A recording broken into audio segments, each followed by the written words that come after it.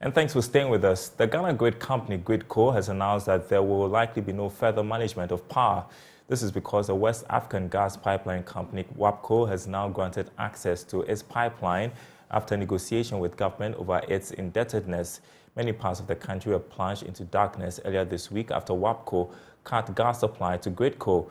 The minority in parliament is pegging this indebtedness at $20 million. According to Gridco, a shortfall in gas supply from Takrady to Tema resulted in the loss of 550 megawatts of power as of Thursday. Head of our energy desk, Samuel Kojo-Brace, joins me on Zoom with some more details. Good afternoon to you, Samuel. So what more do we know about this latest arrangement between the two companies? You're muted. We do know that there is a tentative agreement between the government of Ghana, represented by GMPC, because GMPC is the one that is close with the responsibility of paying WAPCO for the services they render to us. Now, people should understand that WAPCO renders two services to us.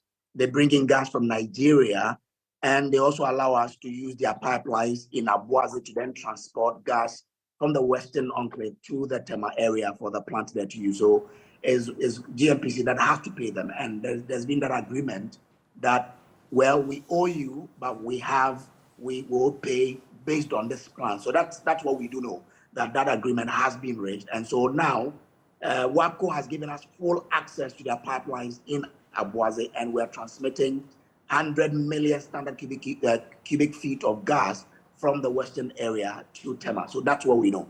What's going to be the impact of this on power distribution? Does that also mean an end to load shedding for now? So what we do know and we can confirm is that there's not going to be any load shedding today, because the gas started flowing yesterday, which means that the plant in the area have access to the gas to produce power for us to use. So if I should intimate again from our sources within the power sector, there's not going to be any load shedding today. Does this also mean that the government has concluded negotiations with WAPCO? Well, what we do pick is that this, engagement is still ongoing, and that's why the agreement is a tentative one. So the engagement is still ongoing between GMPC and WAPCO to the extent or that the exact plan that Ghana wants to use to defray this debt that we owe WAPCO. So we can say that the engagement is still ongoing. All right, thanks for that update. Samuel Kojo-Brace there, he's head of our energy desk here at Joy News. Well, meanwhile, some business owners in Tema affected by recent outages are urging power companies to immediately consider load shedding. They claim that inconsistencies in power supply over the last few days are adversely affecting the operations. Carlos Caloni has details in the following report.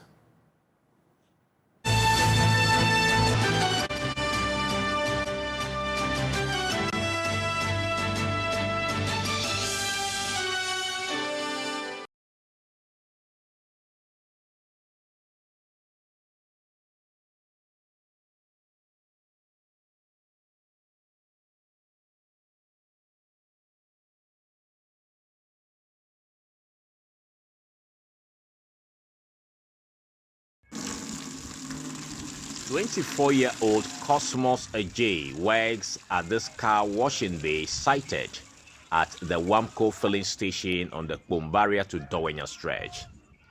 He has been in this job for the past year, and it serves as his sole source of his livelihood.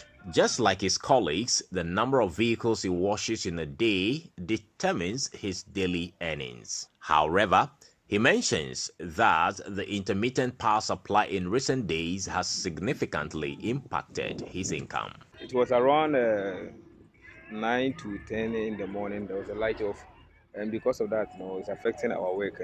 Since morning, the second car I'm washing, and due to that, I'll get a problem with my money issue. And before the light to go off, they have to give out the kind of or they have to alert us before the light to go off, so that we be aware of ourselves. So now we are struggling with we are facing lighting system here.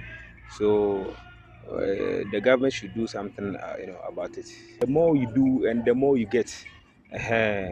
Because if I'm doing or I'm working much, I'll earn much money. So this kind of issue is affecting me simply because if there's since morning light is on, it's maybe I've watched about 10 cars, and because the light is off now, I'm doing manpower. So if the light is on, because I'm using machine, I'll go fast, and this one I'm using my own strength. So it's affecting me much. His colleague, Lord Mensa, also expresses concerns about the adverse effects of the situation on his productivity. By light day, they are go fit wash by 20 or maybe 16 cars. By light day, light no day. 5 cars I wash am. By it affect me. So light day there, I'll get money. Right now, I not chop anything. So that's why I say affect me. The managers of the Bay, Abigail Laye, report that they are losing customers due to irregular power supply. She believes that the Electricity Company of Ghana must promptly establish a load shedding timetable. They should shed the load so that we know that today we will be going out of power, so that we know how to schedule our things. They should let us know that this day or this day we won't have power. So they should share the load so that we know what to do. It's really affecting us. It is making our businesses run low. And it's really affecting us. I don't even know how to explain it. It's taking away all our money because we have to buy fuel to run our businesses. If you can't afford the fuel to, then they have to go, which means we are not reliable. It's taking us out of business. Over the past few days, power supply has been irregular in some parts of the country. Gridco highlight a production shortfall due to reduced gas supply. Carlos Caloni, Joy News. While away from power issues, Member of Parliament for Northong, Samuel Kujetua Blakwa, has called on the Finance Ministry to include the resettlement and compensation allocations for the displaced persons of the Akosombo Dam spillage in the 2024 budget to be presented in November. Speaking on Newsfile, the MP stated these measures are necessary to improve the living conditions of the people and also bring about a sense of normalcy. We need to find alternative houses so we can relocate the displaced people. The numbers have gone up a bit. I think Northstone is hitting 13,000 now in terms of the displaced people, according to the latest NADMO data. So these are huge numbers. And even though our chiefs have donated land, and I must commend the chiefs, they say that anybody who is willing to come and put up housing here does not have to pay for the land, not even a knocking fee. You don't have to present drinks, nothing. Just come and take over the land and start. And I must commend the First Sky Group. We are working very, very fast. And then I must also commend Pastor Martin, who has promised that his church will also take up a housing unit. Mr. Ibrahim Mahama has also promised that he will also take up a few housing units. And he's already sent his engineers here to do a recce and to assess the land. This morning, he sent bulldozers here to start preparing the land for houses to be constructed. And we want to thank him very much. We are eternally. While contributing to the same issue, a member of the governing MPP's communication team, Nana Akomia, raised concern about the lack of coordination in the distribution of relief items to the flood victims. In the relief efforts of his people, and so he's attracting a lot of attention, and these people are attracting a lot of relief items because of the activism of the Member of Parliament, Samuel Kujeto. But if you heard him, he also was lamenting about the need for coordination. And he shouldn't be lamenting, right? No, I'm coming to it. And our brother from NADMO is also just lamenting about the need for coordination. So clearly what is happening is that the Kujeto Ablakwa is filling a gap. There's a gap in coordination. And so in that gap, he seems to be filling it, which is credit to him. Or maybe they came to the game a bit late. And you see, there are about 3 or 4 constituencies. I'm sure if I ask you who the other members of parliament are in those we have spoken to Abla Jifa Gomashi, and then the 2 others, I haven't heard from them, but I've seen our correspondent go to the various places. So that is my point, that you can't even remember. That's true. So it shows you that the activism of Samuel Kujeto has overshadowed all the other personalities, and also attracting a lot of attention to his constituency. Now, scores of displaced flood-affected victims at Vutideke in the Pru East District of the Borno East region are calling on persons in authority, individuals and philanthropists to help bring life back to normalcy. The floods caused by the overflow of the Volta Lake upstream have heavily affected their lives. Residents are particularly concerned about the disruption this has caused to education. Correspondent Anas Abed was in the area and reports. The flooding in the Pru East District, which occurred as a result of weeks of heavy rains in the area, is taking a toll on education, as schools and learning facilities have been submerged in many communities across the district. Here in Vutideke, we came across these school children who have to walk through the flood waters to a nearby church that is currently serving as a school structure. They have this plea to authorities.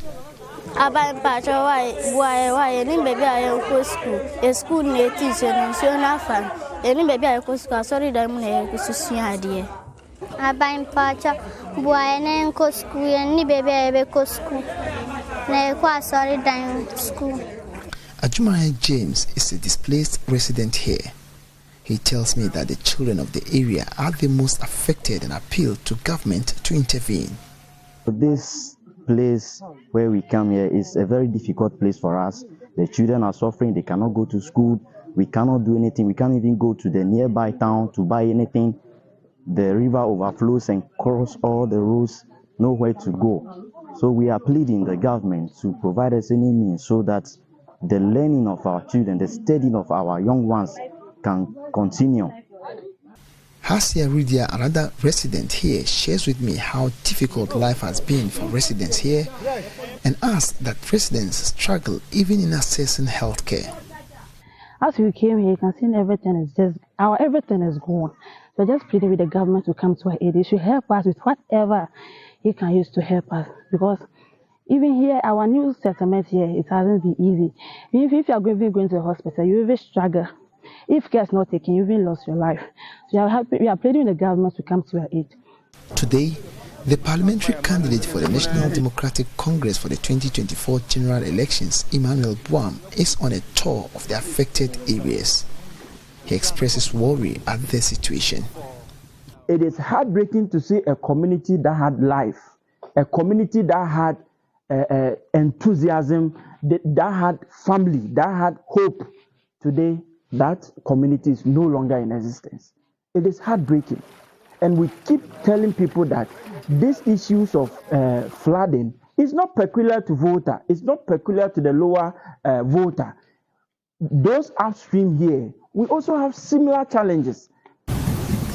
He says school children in the area whose education has been affected will be writing the same exam with other candidates across the country, and hence some attention need to be given to these affected children. As we speak, education has come to a halt in all these communities. All the communities, Frontier Kra, Jaklai, Vutideke, Atakuma, all the places we visited, education has come to a halt. Right from class 1 to JSS, no schooling. Yet they are going to face the same examination as their colleagues out there. And what are we doing about it? We need help. He, however, wants stakeholders, including government, to come to their aid to help provide relief to the affected victims. This is what we kept telling Ghana. We kept telling Ghana that Pru East has had its fair share of the flooding. Therefore, the nation should also give us a fair share of some relief items so that our people could feel that, yes, they are Ghanaians. They also belong to Ghana. They also belong to the Akufo-Addo Ghana we preach. So please, this is devoid of all political issues. Turn attention to Pru East. Reporting for Joy News, Anas Sabit, Vutideke. Launching the hand hygiene for strategy and roadmap to mark Global Hand Washing Day in Cape Coast, Sanitation and Water Resources Minister Frida Prempeh entreated Ghanaians to embrace hand washing as part of their daily routine to help curb the spread of illnesses.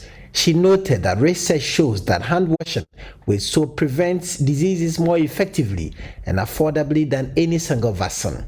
Madam Frida Prempeh noted that the initiative goes beyond a campaign, signaling the government resolve to make basic hand hygiene accessible across the nation to safeguard public health. We have adopted saving lives through hand washing with soap as a national theme since the inception of Global Hand Washing Day in 2008. The theme recognizes the recent rise in hand hygiene commitment and action to save lives. While great strides have been made due to the COVID-19 interventions, Honorable Minister spoke about it, there is still a lot of efforts needed to ensure that Ghanaians make hand washing with soap a daily priority.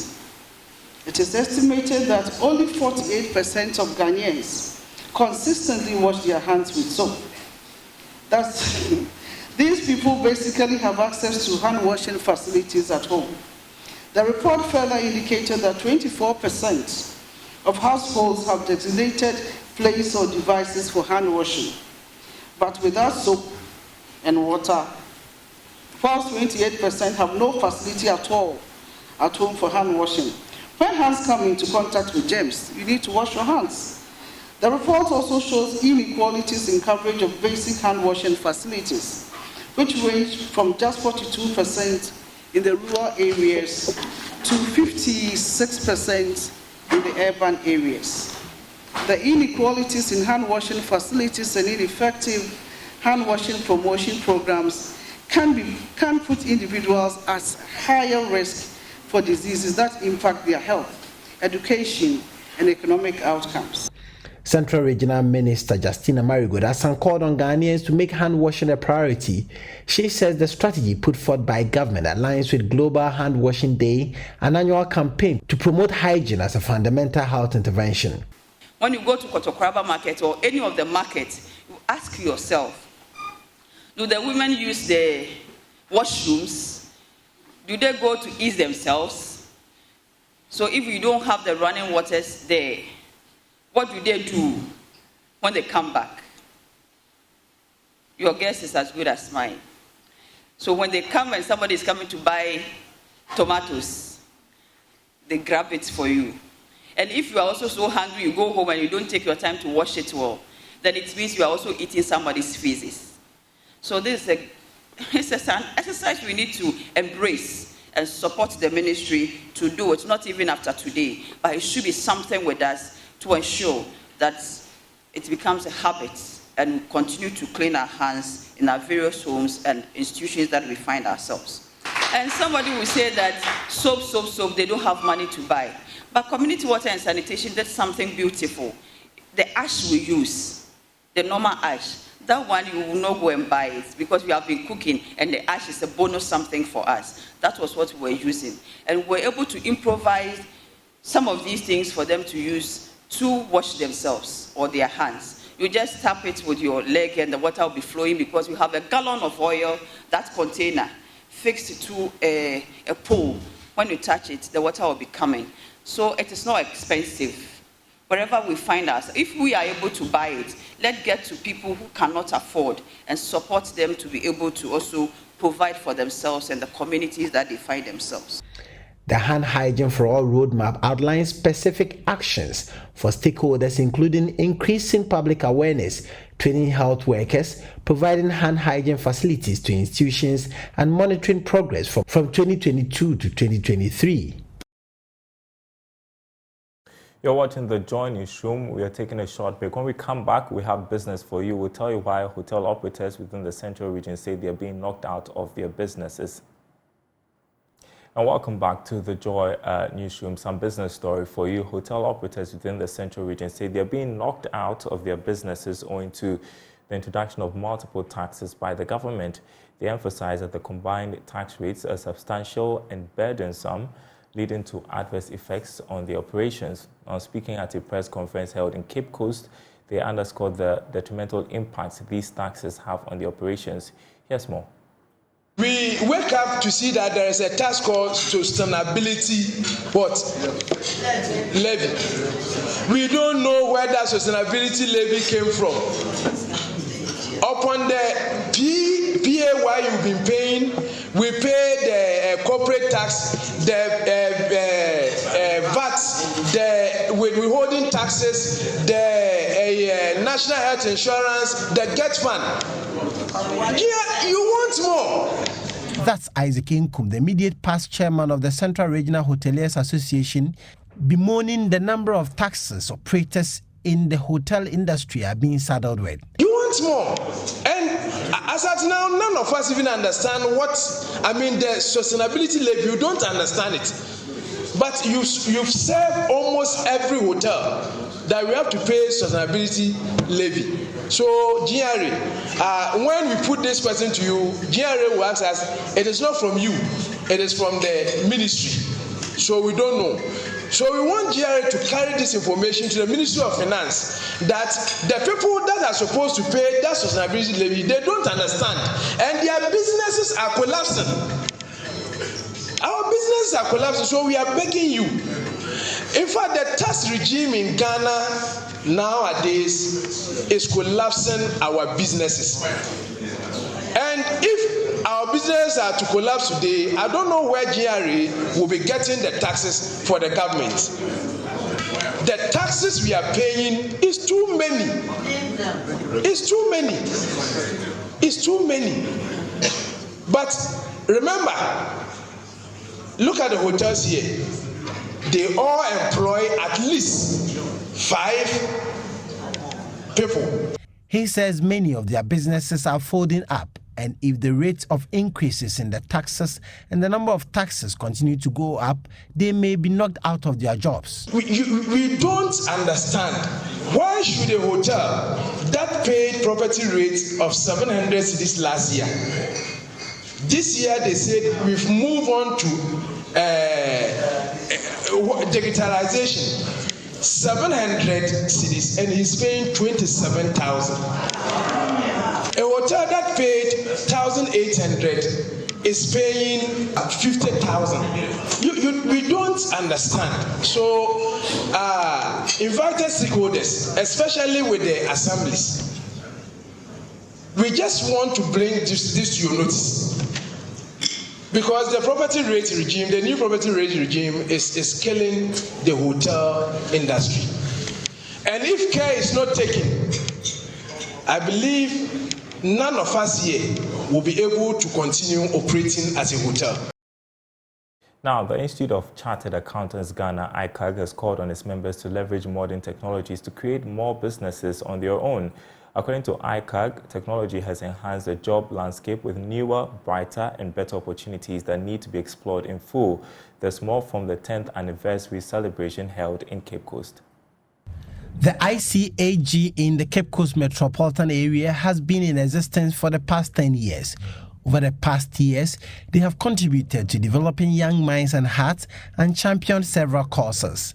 Speaking at the association's 10th anniversary in Cape Coast, a council member of the Association of Chartered Accountants, Elena Bena-Ado, implored members of the association to leverage emerging technologies to create their jobs and, most importantly, network. The world is changing at a faster pace.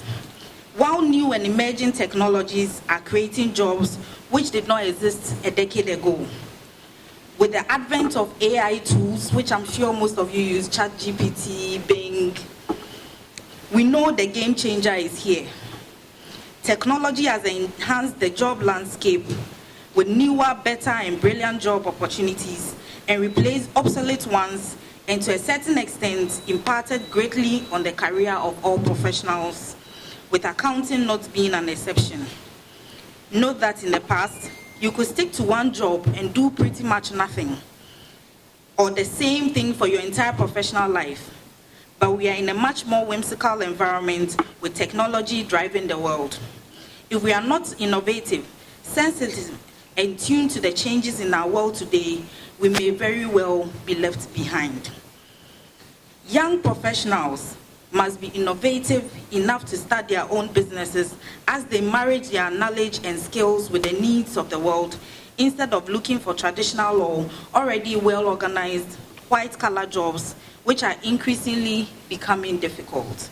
The Dean of the School of Business at the University of Cape Coast, Professor John Gachi, patted the association on the back and encouraged them to network vigorously by exploring the environment to impact society.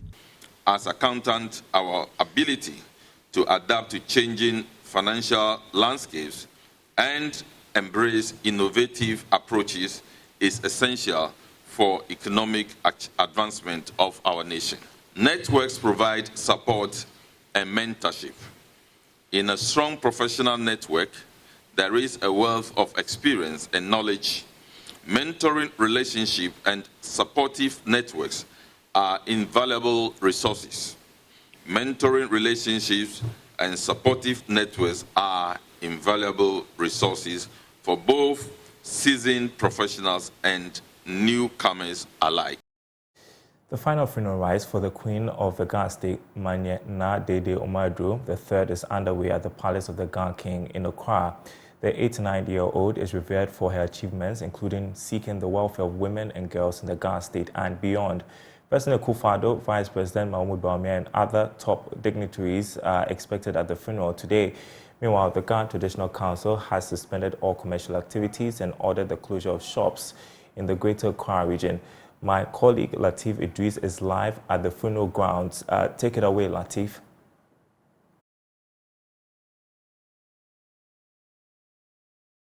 Darryl, we're live here at the Ga Mantse Palace in North Kaneshi, where the final funeral rite for the late Queen Mother of the Ga State is currently underway. Event started this morning. In fact, it's been on since the past week, and today marks the big day. And the big shots have been in attendance, and the program is still underway. We started in the morning with the arrival of dignitaries and the display of the rich Ga culture. We've had the traditional young ladies as one culturally aware individual I spoke to mentioned to me. All these girls were draped in red between their lips, walking barefooted, and that we understand signifies the passing of the late Queen Mother and what she meant for the Ga State and the legacy she left. All of these traditional displays are in honor of the Queen Mother, who many describe as one who championed the cause of women and young girls within the Ga State. The Vice President, Dr. Mahmoud Bawumia, has been in attendance. He is still in attendance. The Chief of Staff is in attendance. The First Lady, Rebecca Akufo-Addo, is in attendance. The former Speaker of Parliament, Professor Michael Quay, is in attendance. And the President was the icing on the cake. He came in and greeted the dignitaries, including the Ga Mantse. And you understand the President's schedule. And so he came here briefly and he had to leave for other equally important assignments. So as we speak, the President has left the funeral ground to take up some other equally important state assignments. But the funeral itself is underway. It started with the Christian worship that ended, and then the traditional rites are expected to continue, and then we will have the final resting place for the late Queen Mother. The President, though he was in attendance, delegated Titus Glover, the former Member of Parliament, to speak on his behalf and make some donation on the President's behalf. So if you find at my far left, the President's donation is there. He donated assorted drinks, water, hard liquor, and some foreign liquor, if you like, with some cash amount. Also, Titus Glover was in the company of the members of the governing New Patriotic Party, who also donated some amount. The President, after donating these items, made a donation of 100,000 Ghana cedis to the Ga State to facilitate and support the funeral activities. The New Patriotic Party also donated some 10,000 cedis to support the.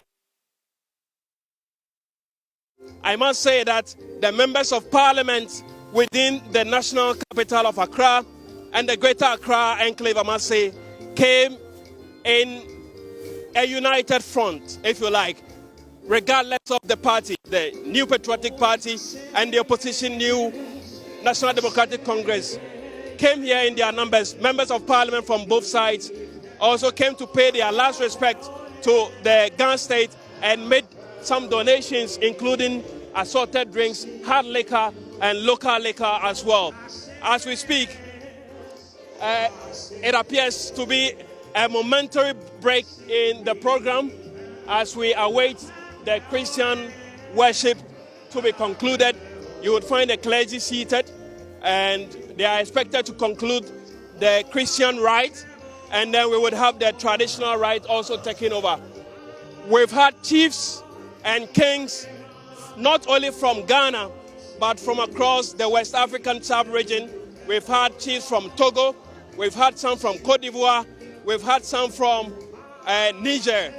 And so this funeral, it appears it cuts across the West African sub-region and not just within Ghana. In Ghana, we've had the chiefs coming from all the, 16 regions, I must say, sub-chiefs who have been delegated, paramount chiefs who have been delegated are all here in their numbers to pay their last respect to the late Queen Mother of the Ga State. Now, the Ga Mantse has spoken. Now, he has given his final tribute to his Queen Mother. The tribute was read on his behalf by our own Nathaniel Atto, who is part of the organizers and members of the funeral organizing committee. And in his speech, what stands out is that the Ga Mantse has promised to uphold the legacy of the Queen Mother by ensuring that the Ga State continues to stay united and that the welfare of women, children, and girls is properly highlighted and given priority within the scheme of things of the Ga State. That is fundamental because that is what the late Queen Mother of the Ga State stood for. And so it is befitting that when the Ga Mantse had the opportunity to speak, he made reference to the achievement and the successes of the late Queen Mother and the fact that he is promised to continue to honor her legacy by fulfilling the tributes that she stood for, which has to do with the mobilization and empowerment of women, girls, the welfare of women and girls. He's promised to champion that cause to keep the flame of the late Queen Mother burning even in her absence. So as I mentioned earlier, the clergy is continuing with their service and they are almost going to wrap up with it. Once they are done, the Ga culture is going to go on display again, and we will get to know how the Ga tradition would carry out the final farewell to their Queen Mother. That is what we are waiting. We've seen a glimpse of what the Gans can do with regards to their culture, but I can anticipate and speculate that the best is yet to come. We've been here for quite some time. We've been speaking with the rank and file. We've been speaking with some of the dignitaries who have been invited. We've been speaking with members of parliament, and they've been sharing their fond memories, and those who had personal interactions with the late Queen Mother have also been sharing some of their personal experiences and interaction with the late Queen Mother. Latif Idris live was at the Ga Mantse Palace here in Accra, where the final funeral rites of the late Queen Mother of the Ga State, Manye Nadede Umaru III, is underway. We'll be bringing you updates later in the day. My name is Darryl Kwab. This is the Joy Newsroom. More sights and sounds from the Ga Mantse Palace. final funeral rite for the late Queen Mother of the Ga State, Ga Manye. The third is currently underway here at the Ga Mantse Palace in North Kaneshi. And the Ga people have come here in their numbers, and they are displaying rich Ga culture across the board. And dignitaries, invited guests, ordinary Ghanaians. I mean, you've mentioned everybody is here to mourn with the Ga people and give the late Queen Mother a befitting farewell. The dignitaries are here. We would like to engage a few of them to get to know exactly what they make of the former and the late Queen Mother and what to expect as this funeral gets underway. Let's first start with Honorable here and get a few words from him what he makes of the late Queen Mother. You're welcome to join us. Join news being on your fair. When I mean, I can't get any about your bluff, pushing when I buy your gaffy. Oh, but let's go back to English for your listeners because we know that you are an English-speaking station. Well, today we're here for the funeral of our dear Queen Mother Nadede, and we are quite happy that finally she's been laid to rest and she can go home, and that the people of Ghana can join the Ga State to help us all. So we are very glad. So the Vice President is just arriving at the funeral grounds. You're welcome. So that's the Vice President. He just came in and with his dignitaries. So we continue with Honorable Mike. We continue with Ambassador Mike Okwe. Oh, sorry, I had to greet the Vice President, so I was a bit missing in action.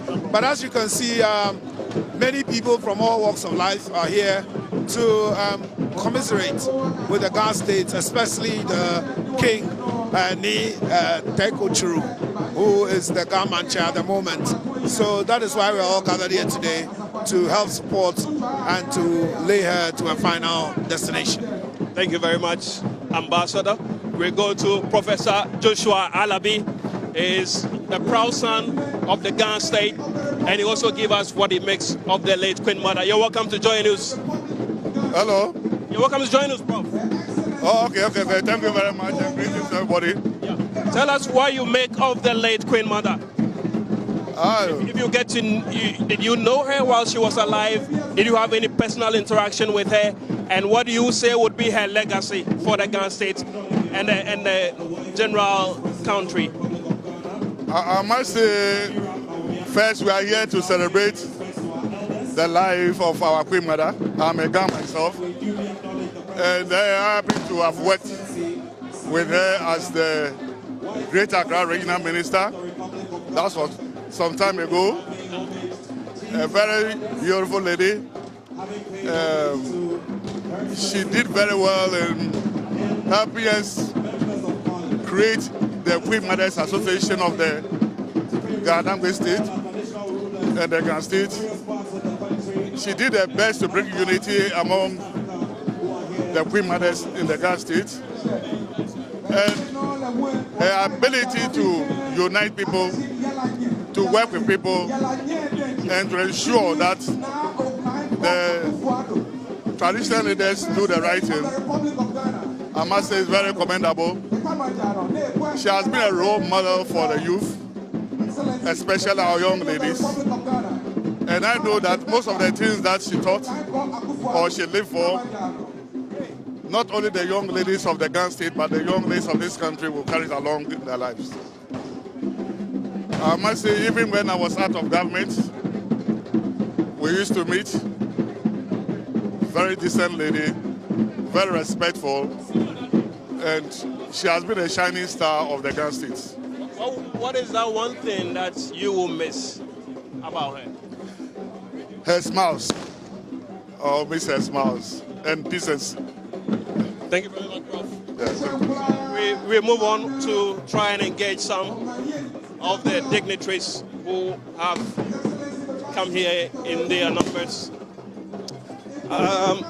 We go over to the former Speaker of Parliament and also Sheikh I.C. Quay.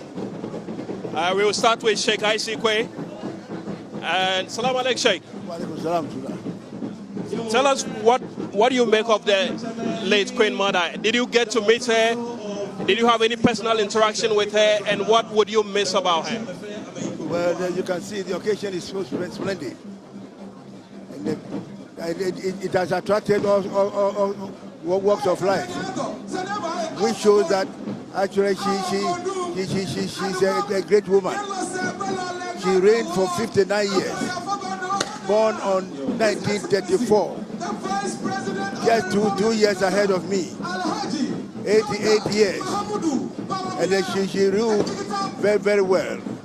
Soft-handed woman, peacemaker, and then very lovely with all kinds of people.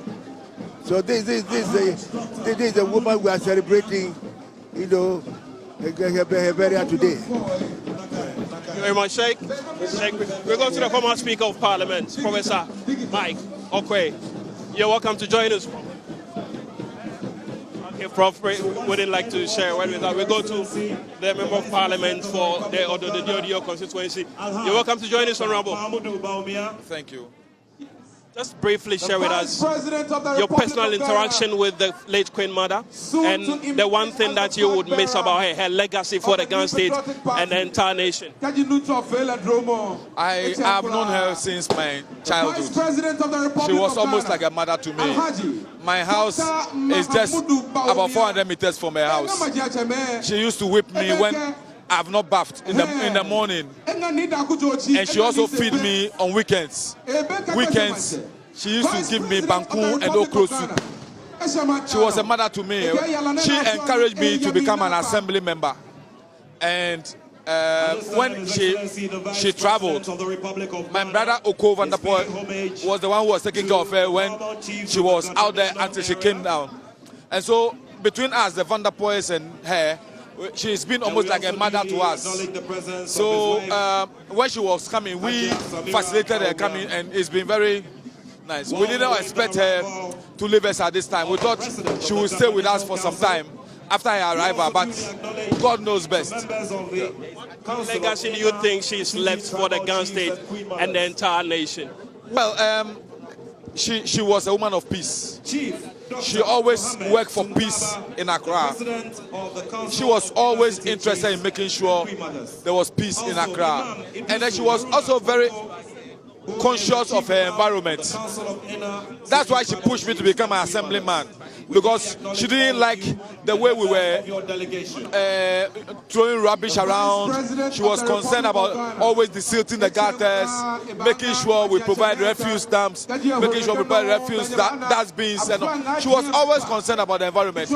So when Oko was mayor, she was always on Oko to make sure that the right things were done in Accra. She was very concerned about the environment. Excellency Vice President of the Republic of Honorable Oko van der Poel would give us a lot more insight about his experience with the late Queen Mother. You're welcome to join us.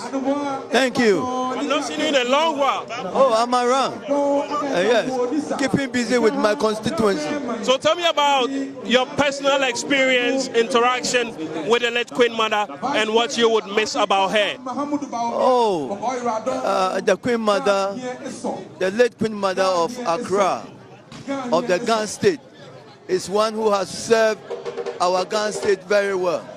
We all have great respect for her, and during the time as my mayorship, that was when we had to facilitate for her to go to the US to receive medical treatment, and then to support her the time that she was there. And finally, when she has to come home, all of us, the MPs of Accra, came together to receive her back home to Accra. And today she's no more.